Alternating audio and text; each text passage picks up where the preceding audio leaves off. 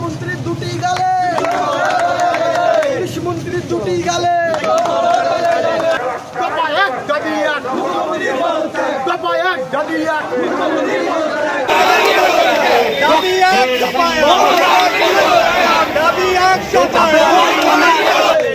দুটি গালে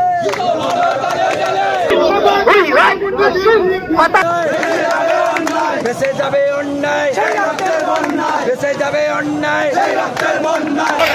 শিয়ালদায় কিশোর, শিয়ালদায় কিশোর। মমতা ব্যানার্জির লজ্জা, মমতা ব্যানার্জির লজ্জা, মমতা ব্যানার্জি হায় হায় চলছে চলবে।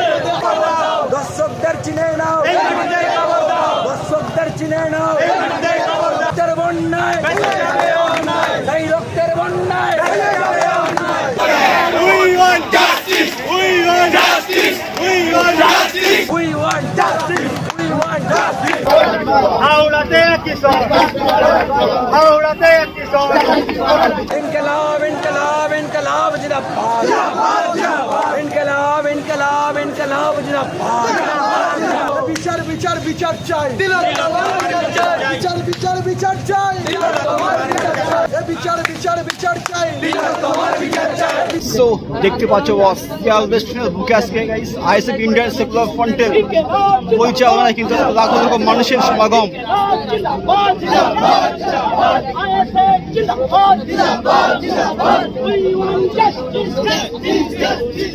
টোটাল কিন্তু পা থেকে মাথা পর্যন্ত প্রবল বৃষ্টিতে একদম টোটালি ভিজে গিয়েছি।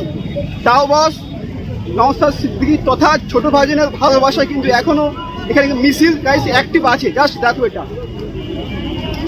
আমরা আজকে রাজপথে নেমেছি বেশ কয়েকটা দিন আগে আরজিকর হসপিটালে যেভাবে বৃহত্তমার সাথে অত্যাচার হলো, অন্যায় হলো, নৃশংসভাবে তাকে খুন পর্যন্ত করা হলো, তার প্রকৃত দোষীদের মধ্যে অনেকে আমরা মনে করছি, আমরা মনে করছি এখনো বাইরে ঘুরছে, তাদেরকে এখনো গ্রেপ্তার কেন করা হচ্ছে না, সেই জন্য আজকে রাস্তায় আমরা নেমেছি। সাথে সাথে যারা ওদেরকে হারাল করার চেষ্টা করছে সেই সমস্ত কালপিট গুলোকে এখনো সিবিআই গ্রেপ্তার করছে না।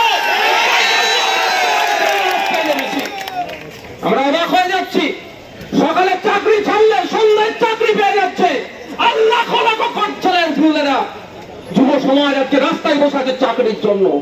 কি রহস্য আছে?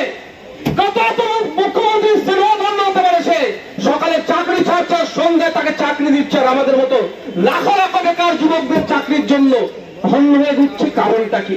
নিশ্চিত কিছু কারণ আছে। আমি প্রথম দিন থেকে বলে আসছিলাম, শুধুমাত্র এটা ধর্ষণ খুন নয়, এর পেছনে বড় রহস্য আছে। হয়তো আমার এই বোনটা, আমার দিদিটা জানতে পেরে গিয়েছিল, সেই জন্য অপদার্থ গুলো, নরখাদক গুলো তাকে খুন করেছে, ধর্ষণ। আমরা পিছিয়ে থাকবো না, চুপ করে থাকবো না। আজকে ব্যারিকেড দিয়েছে, আজকে আমরা ব্যারিকেড ভাঙতে আসিনি, কিন্তু যেদিন ব্যারিকেড ভাঙতে আসবো সেই দিন মুখ্যমন্ত্রীকে বুঝিয়ে দেবে। আজকে আমরা ব্যারিকেড ভাঙতে আসিনি, 163 বাইরে আমরা যাবো না, কিন্তু প্রয়োজনে আমরা 163 ভায়োলেট করবো। জন্য আইন তৈরি হচ্ছে, মানুষের জন্য আইন তৈরি হচ্ছে, প্রয়োজনে 163 করবো।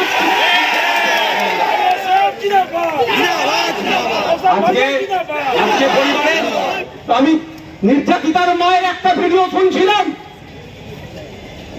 সত্যি বলছি কতটা বেদনাদায়ক বক্তব্য শুনছিলাম। আমি বলছিল, যখন আমার মেয়েটাকে তারা হত্যা করছিল, হয়তো মা করে দেখেছে, আমি তখন কাঁদছিলাম। এটা শোনার পরেও একজন মহিলা মুখ্যমন্ত্রী কিভাবে এখনো চুপ করে বসে থাকছে সেটা আমি ভেবে পাচ্ছি না। আমি শুধু ওই ভিডিওটা ফিল করছিলাম, একটা মায়ের কত কষ্ট আছে, মা কিভাবে বলছে তিলোত্তমা আমাদের দিদি, তার মাটা আমাদের মা, তার বাবা আমাদের বাবা, তার পাশে থাকতে হবে। নতুন করে এই ধরনের ঘটনা ঘটে, তার জন্য আমাদেরকে রাজপথে নামতে হবে এবং সম্পূর্ণরূপে রাজনীতি করতে হবে। অনেক আছে ঘাস খাবো না, ঘর খাবো না, গায়ে ঘাস বসতে ভালোবাসেন, তারা বারবার বলছে অরাজনীতি অরাজনীতি, পাক্কা ধান্দাবাজ। এই কলকাতা রাজপথে দাঁড়িয়ে বলছে ওই ধান্দাবাজ গুলোকে চিহ্নিত করুন, আগামী দিনে তাদেরকে জবাব দিতে হবে, গণতান্ত্রিক প্রক্রিয়াতে তাদেরকে জবাব দিতে হবে। অবাক হয়ে যাচ্ছে। আপনারা অনেকে শুনেছেন, অনেক মিডিয়ার মাধ্যমে শোনানো হয়েছে, একাধিক কণ্ঠ আপনারা শুনেছেন না? আমার সাথে ওপরে আসুন, তোমার সাথে ওপরে চলে আসুন, বাকিরা যারা আছেন বাবু তোমরা একাধিক কণ্ঠ, সরি একাধিক বক্তব্য। প্রথমে বলল কি, পরিবারের ফোন যিনি ধরেছিলেন তাকে কি বললেন যে আপনার মেয়ের গুরুতর অসুস্থ, তাড়াতাড়ি আসুন। দ্বিতীয়বার ওই রকম ভাবে বললো, আর তৃতীয়বার কি বলছে, মারা গেছে না সুসাইড করেছে, তাড়াতাড়ি আসুন। মানেটা কি হচ্ছে ঠিকই আমরা বুঝতে পারছি না। আমি এই জায়গায় দাঁড়িয়ে বলছি, লালবাজার তখন ঘন ঘন নোটিশ পাঠাচ্ছে, পারলে নওশাদ সিদ্দিকীর নামে একটা নোটিশ আপনারা সার্ভ করুন, প্রস্তুত আছি। এখানে দাঁড়িয়ে বলছি, সিসিটিভি মনিটরিং করার দায়িত্ব ওই দিনকে যার ছিল, তাকে যদি জিজ্ঞাসাবাদ করা হয়, তাবর নেতাদের আশপাশের লোকের নাম বেরিয়ে পড়বে। আমি দায়িত্ব নিয়ে বলছি, ওই দিনকে সিসিটিভির অনেক ম্যানিপুলেট করা হয়েছে। ওই সঞ্জয় না শেষে ধনঞ্জয় হয়ে যায়। আমরা ভুলে যাই না ধনঞ্জয়ের ব্যাপারটা, অনেক কন্ট্রোভার্সি আছে, আমরা ভুলে যাচ্ছি না। গতকালকেই দেখছিলাম বেডশিট নাকি রং চেঞ্জ হয়ে গিয়েছে। বন্ধুগণ, অনেকে জানেন বা অনেকে জানেন না, আপনাদের জানিয়ে রাখি, প্লেস অফ অকারেন্সকে যেখানে ওই সেটা সংগঠিত হয়েছে সেটা ঘিরে রাখার যে দায়িত্ব, আপনারা ভিডিও দেখেছেন তো, যেন মাছের বাজার। অন্যান্য ডিপার্টমেন্টের ডক্টর ওখানে কি করছিল, কার নির্দেশে এসেছিল, কি করতে এসেছিল, ডক্টরের কথা ছেড়ে দিন, আইনজীবী ওখানে কি করছিল, কোর্ট নাকি যে আইনজীবী অ্যাভেলেবেল থাকবে ওখানে? ওই সময় আইনজীবী ওখানে পৌঁছানো কিভাবে? এর কোনো জবাব নাই। জবাব দেবেটা কে? যে জবাব যার কাছ থেকে চাইছি সেই রাস্তায় নেমে বলছে জবাব চাই, জবাব দাও। যখন আপনি রাস্তায় নেমেছেন ওই পদের আপনার যোগ্য নয়, ছেড়ে দেন, অন্যদেরকে দায়িত্ব দিয়ে দেখুন, দায়িত্ব দিয়ে দেখুন। পারবেন না, আবার ধরে রেখেছে, অন্যদেরকে দায়িত্ব দিন, দেখবেন কি করতে পারে। আপনি আপনার সাম্রাজ্য যদি বাঁচাতে চান, সত্যি তো সাম্রাজ্য হয়ে গেছে এখন ওই রাজার আমাদেরকে জনগণকে প্রজার মতো আচরণ করছে, তবে বেশি দিন টিকবে না। রাজাদের কাপড় কই বলার লোকের অভাব ছিল, এখন বাড়িতে বাড়িতে জন্মগ্রহণ করে নিয়েছে রাজার এখন বাড়িতে বাড়িতে হয়ে গিয়েছে। একটা সময় বলার সাহস ছিল না, সেই জন্য অনেক টুটি টিপে ধরা হয়েছে। চাদর যেটা ছিল সেটা সরিয়ে দিয়েছে। আপনারা ভালো করে জানেন, অনেকে জানেন না, জানিয়ে দিচ্ছি, এগুলো ওই তদন্তের জন্য এগুলো গুরুত্বপূর্ণ। আপনারা জানছি, খেয়াল আছে আপনাদের হয়তো অনেকের আনিসের কথা, আনিসকে ছাদ থেকে ফেলে মেরে দেওয়া হলো, সেই জায়গাটায় কিন্তু পুলিশ এসে ঘৃণা অনেক পরে তখন এভিডেন্স গুলোকে সর্বনাশ করে দিয়েছে। হাজার হাজার মানুষ হেঁটে চলে গিয়েছে, তারপরে গিয়েছে, আর কিচ্ছু ধরতে পারবে না। ঠিক এইভাবে এই মামলাটাকেও শেষ করতে চাইছে। অভিষেক বাবু গতকাল বললেন, গতকালই তো নাকি, অনেক ভালো ভালো ভাষণ দিলেন। এখানে ক্যালকাটা পুলিশের আইবির মাধ্যমে অভিষেক বাবুর কাছে বার্তা পাঠাতে চাই, আপনার লোকসভার মধ্যে যখন ভোট চলছিল, একটা ডক্টর সুসাইড করেছিল, তার দাদা বা ভাই পুলিশে আছে। দুর্ভাগ্যের বিষয়, যারা সুসাইড করতে প্ররোচনা দিয়েছিল তার মধ্যে একজন মহিলা পুলিশ কর্মীও ছিল। কিন্তু দুর্ভাগ্যের বিষয়, আপনার আশপাশের হয়তো কোনো সিএডিএপি এর জন্য সুপারিশের জন্য সেই ভদ্র মহিলার নামটা কাটা গেল কেন? আপনি কোন মঞ্চে থেকে দাঁড়িয়ে কোন মুখে আপনি তিলোত্তমার কথা বলছেন? আপনার বিধান লোকসভার মধ্যে যে ডক্টর সুসাইড করলে এখনো তার পরিবার বিচার হল না, সুসাইড করতে বাধ্য করিয়েছিল। আমরা ভুলে যাচ্ছি, আজকে সিবিআই হাতের কেসটা গিয়েছে বলে এড়িয়ে যাওয়ার চেষ্টা করছে। আমরা ভুলে যাচ্ছি না আনিস খানের ব্যাপার, আমরা ভুলে যাচ্ছি না আবু সিদ্দিকের ঘটনা। আবু সিদ্দিককে যে পুলিশ কর্তারা খুন করলো, এফআইআর যে দুটো পুলিশ কর্তার নাম আছে, তাদেরকে এখনো সাসপেন্ড করলো না কেন? অভিষেক বাবু কি ভুলে যাচ্ছে নাকি? অভিষেক বাবুকে জানিয়ে দিতে চাই, আপনি যদি মনে করেন পুলিশ দিয়ে রাজ্য চালাবো, আপনি যদি মনে করেন ছেলে প্রচার আমাদেরকে যদি বলেন কথা মনে করেন, বেশি সময় নাই, সময় ঘুমিয়ে এসেছে, জবাব আপনাকে দেবো। এখন আমরা রাস্তায় নেমেছি, কার গদি কাটতে হবে বা কার গদি দিতে হবে সেই জন্য নয়। বাংলার অপমান জনগণ অলিতে গলিতে রাস্তাঘাটে একটাই আওয়াজ তুলছে, জাস্টিস ফর আরজি কর। আমরা সেই লক্ষ্যে নেমেছি। আর যদি বেশি ফোঁস করেন, কাজবাড়িকে অ্যাসিড দিয়ে কোথা থেকে নামাতে হয় সেটাও ভালো করে দিতে পারবে। আমি যখন আসছিলাম, এমন একটা ছোট্ট বোন স্কুল থেকে সম্ভবত বাড়ি ফিরছিল, আমাকে বললো सिर्फ एक ही हम लोग का डिमांड है, জাস্টিস চাইয়ে। আজকে ওই কত 12-13-14 বছরের হয়তো আমার বাচ্চা বোনটা এসে মানে কাঁদে চোখেতে বলছে, কারণ কি সে আজকে ইনসিকিউর হয়তো ফিল করছে। আমাদের লড়াই হবে, আমাদেরকে লড়তে হবে। আমাদের প্রত্যেকের বাড়ির মহিলা সদস্য আছে, কারো মা আছে, কারো বোন আছে, কারো স্ত্রী আছে, কারো মেয়ে আছে। প্রত্যেককে বলছি সজাগ হন, যে যার জায়গা থেকে এই আওয়াজ তুলুন, যেটার মতো করে আওয়াজ তুলুন, যতটা ক্ষমতা আছে সেটা দিয়ে আওয়াজ তুলুন। জাস্টিস ফর আরজি কর। আরজি করের তিলোত্তম যদি আমরা বিচার পাই, আগামী দিনে মানুষের মনের মধ্যে যে পশুভিত্তিক যার মধ্যে ঢুকে আছে, মনে দিয়ে সে দাফন বা দাহ করে দেবে সে। দুর্ভাগ্যের বিষয়, এই ঘটনা তো বেড়ে যাচ্ছে কেন? কামদুনিতে উনি বলেছিলেন 1 মাসের মধ্যে হয়ে যাবে, আর 10-11 বছর পরে অনেকজন বেকসুর খালাস হয়ে গেল। যদি বেকসুর খালাস হয়ে থাকে, যদি দোষ না করে বেকসুর খালাস হয়ে যায়, তাহলে তার প্রায় 11-12 বছর কেন রাজ্য প্রশাসন নষ্ট করলে জবাব আমাদেরকে চাইতে হবে। আর দোষী হওয়ার পরও যদি ছাড় পেয়ে যায়, তাহলে ভেতরে কি সেটিং ছিল সেটা আমাদেরকে জানতে হবে, সেকেন্ডটা কি থাকতে হবে। আপনাদের বলবো, যতদিন যাবে অনেক গভীরে যাবে, যতদিন যাবে কেসটা অনেক গভীরে যাবে। আমি আপনাদের বলবো, গভীরে যাওয়ার জন্য আপনারা ঘুমিয়ে পড়বেন না। সুপ্রিম কোর্ট সুমোটো করেছে, ওয়েল অ্যান্ড গুড, কিন্তু সুপ্রিম কোর্টের চিফ জাস্টিসকে জাগিয়ে রাখার দায়িত্ব কাকে নিতে হবে? জনগণকে নিতে হবে। নাহলে আপনাদের বলছো ওই কেসও ঠান্ডা করে চলে যাবে, ওই কেসও ঠান্ডা করে চলে যাবে। সুপ্রিম কোর্টের চিফ জাস্টিসকে জাগিয়ে আমরা রাখবো, কোনোভাবেই ঠান্ডা করে আমরা যেতে দেবো না। বন্ধুগণ যারা উপস্থিত হয়েছে, আনিসকে আমরা ভুলে যাচ্ছি না, শিকারী মুরাকে আমরা ভুলে যাচ্ছি না।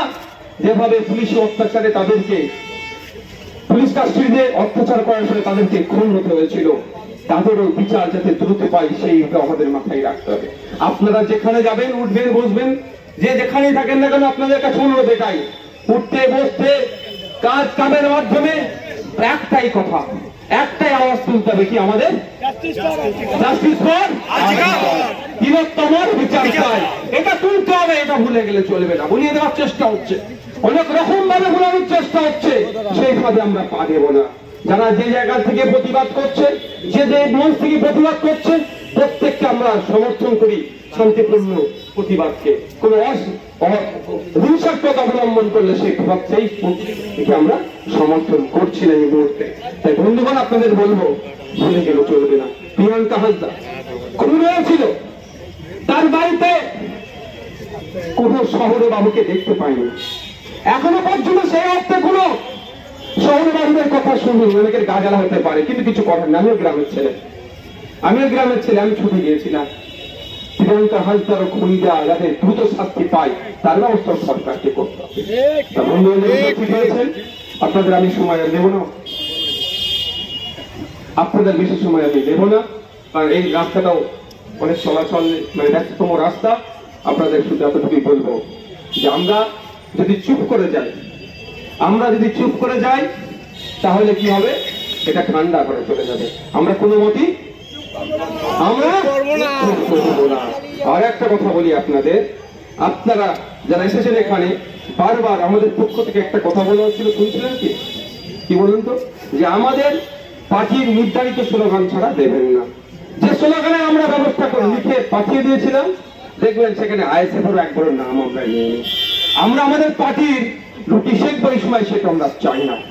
আমরা আমার ভুলের বিচার চাইতে এসেছি। আমাদের আইডেন্টিটি আছে, আমরা আইএসএফ পার্টি করি, কিন্তু এই মিছিল থেকে আমার নামে স্লোগান দিকে এটা আমি বারবার মানা করেছি। আমি আমার ভুলের বিচার চাইতে এসেছি, আমি ফুটেজনীতে আসিনি, রাজনীতিতে এসেছি অন্যের বিরুদ্ধে, অপশাসনের বিরুদ্ধে, বন্ধুদের বিরুদ্ধে। আমি একবার জেল কেটেছি 42 দিন, একাধিক ধারায় আমার নামে মামলা আছে। এই জায়গায় দাঁড়িয়ে শ্যামবাজার 5 মাথার গঠনেই দাঁড়িয়ে আমি আপনাদেরকে বলে যাই, একবার কেন নওশাদ সিদ্দিকী 100 বার জেল কাটতে প্রস্তুত আছে অন্যায়ের বিরুদ্ধে লড়াই।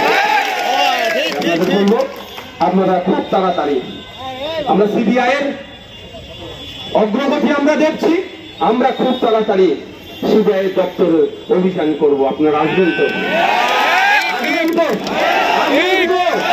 কারণ সিবিআই এখন মচকে মচকে হাসছে, বলে যা হচ্ছে হয়তো সিবিআই কে যারা কন্ট্রোল করে যা হচ্ছে সব রাজ্য সরকারের উপর দিয়ে চলছে, মচকে মচকে হয়তো হাসছে। অত সহজ নয়। আমরা রাস্তায় নেমেছি তিলোত্তমার বিচার চাইতে। যাদের হাতে এখন দায়িত্ব আছে তারা কেন দ্রুত করছে না সেই জবাবদিহির জন্য আগামী দিনে আমরা রাখবো। তবে অভিষেক বাবুকে আমি আবারও বলবো, আপনি সিবিআই কোর্টে বল ফেলে দিয়ে আপনার পিসি নিস্তার পাবে না, আপনার পিসিকে আমরা ছাড়বো না। অভিষেক বাবু, আপনার পিসির পুলিশের হাতে এই কেসটা কতদিন ছিল, তারপরে সিবিআই হাতে কবে গিয়েছে? যে কতদিন ছিল ওই সময়ে কেন সন্দীপ ঘোষকে একবারের জন্য টাকা হয়নি? এটা অভিষেক বাবু আর তার পিসিকে জবাব দিতে হবে। শুধুমাত্র বাজার গরম করার জন্য বিধানসভায় বিল আনতে বলেছে। আমি বলছি বিধানসভায় বিল আনুক না, প্রয়োজনে আমরাও সমর্থন করব। আমরা তো কঠোর বিরোধী তৃণমূলে, তাও সমর্থন করব, কিন্তু কি কি বিলের মধ্যে আছে সেটাও জানতে হবে। কারণ বাংলার মানুষকে বারবার বোকা বানিয়ে আসছে, ডবল ডবল চাকরি দেওয়ার যে স্বপ্ন দেখিয়েছিল এরকম আবার বোকা বানাবে। কারণ আপনাদের বলি, অলরেডি আপনাদের বলছি নতুন যে অ্যাক্ট হয়েছে বিএনএস অ্যাক্ট যে 2023-এ 64 নম্বর ধারাটা খুলে দেখবেন, কেউ ধর্ষণ করলে তার ফাঁসি বা যাবজ্জীবনের কথা বলা আছে। আবার কি ফাঁসির উপরে কি দেবে? আবার ফাঁসি দেবে নাকি মমতা ব্যানার্জি? একজন ফাঁসিতে টাঙিয়ে আবার ফাঁসি দেবে? মমতা ব্যানার্জি অন ক্যামেরা বলা উচিত ছিল, যারা আপনার ডকুমেন্টস গুলো, যারা এভিডেন্স গুলো ট্যাম্পারিং করছে তাদেরকেও ফাঁসি দেওয়া হবে। এটা বলার সাহস নাই। কারণ যদি এটা বলে ওনার সেনাদন্য বগল্লা বা কিছু আছে, তারাদের হয়তো ফাঁসির কাঠে ঝুলছে, আমাদের দেখতে হবে। আমি বলবো মঙ্গলবারে যদি আমি সুযোগ পাই বলার, অবশ্যই এই বিলের উপরে আমি এর কথাও সাথে যুক্ত করব। একটা কথা মনে রাখবেন, পলিটিক্যাল গিমিক চালাচ্ছে মমতা ব্যানার্জি। শুধুমাত্র বাংলার মানুষ যেভাবে অলিতে গলিতে যার ধর্ম বর্ণ নির্বিশেষে রাজনৈতিক অরাজনৈতিক প্ল্যাটফর্ম যেটার মতো ভাবে প্রতিবাদের ঢেউ তুলেছে, মমতা ব্যানার্জি ভয় পেয়েছে, পুলিশকে দেওয়া আটকাতে পারছে না, তখন কি করতে হবে? একটা ভোকাল টনিক দাও, গিমিক দাও, কি যারা ধর্ষণ করছে তাকে ফাঁসি দাও। অলরেডি তো আছে আমার দেশের আইন, আবার নতুন কি করবেন? মহারাষ্ট্রে একবার ফাঁসি দেওয়ার কথা বলা আছে, ওয়েস্ট বেঙ্গলে একবার আছে, ওয়েস্ট বেঙ্গলে কি দুবার ফাঁসি দেবে নাকি? বুঝতে পারছেন না? আইনটাকে বাস্তবায়ন করুক না। হ্যাঁ, প্রমাণ লোপাট করে আইন কেসের বই সাদা করে দিতে চাইছেন, আর মিডিয়ার সামনে কুমিরের কান্না কাঁদছেন, ও কান্না চলবে না। বাংলার মানুষ জেনে গিয়েছে। আর যারা প্রতিবাদ করছে তাদের কি বলছে? প্রশাসনে কি বলছে না? হ্যাঁ, ফোঁস করলে কি উত্তর দিতে পারবেন তো? আমি কাউকে উত্তেজিত করছি না, কিন্তু আপনার সামনে যদি সাপ এসে ফোনা তুলে কি করবেন? কার্বনিক অ্যাসিড কি করতে ফেলতে পারবেন তো? আজকের কন্টেন্টটা জাস্ট এইখানে শেষ করবো এবং দেখা হবে কি নেক্সট কন্টেন্ট। ওকে।